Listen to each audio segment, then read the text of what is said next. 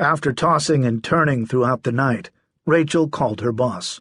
She didn't know how she was going to make it into work after what had happened. "I don't know what time or even if I'll be in tomorrow," she said, explaining what was going on, saying how she needed to focus on her daughter and find an attorney. "Look, Rachel," her boss said, "I need you to come in until I can find someone to cover for you." Great. Rachel forced herself to wake up and drive into work like a disciplined soldier. She was exhausted, of course. As her morning went on, the local media picked up on the story, which was gaining plenty of traction considering Jennifer had become an international 15-minute celebrity for having those hiccups.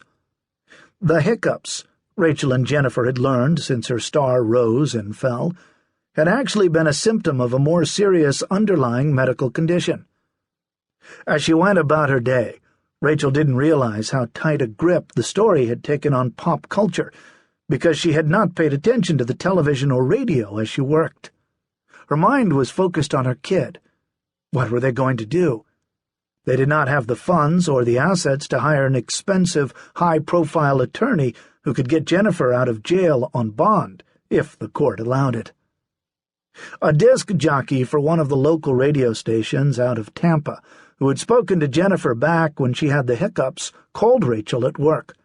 She didn't know it, Rachel later alleged, but the station recorded the conversation with her that day and put it on air. The quote that was played and replayed all day long and would continue to be in the weeks and months that followed was Rachel saying, "I don't think she knew what was going to happen because that's not Jennifer. She's not out to hurt anyone. She's a lovable, sweet little girl who wouldn't hurt a fly." The problem now, however, was that as Jennifer's life was being dissected by journalists and bloggers, the same sweet little girl who wouldn't hurt a fly had recently described herself on her MySpace page as the female version of a hustler.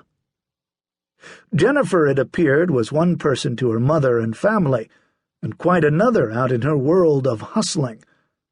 The media was picking up on the bad girl side of Jennifer and running with it. Many assumed that the innocent 15-year-old who had battled intractable hiccups and whom the world had felt sorry for was a very different person now.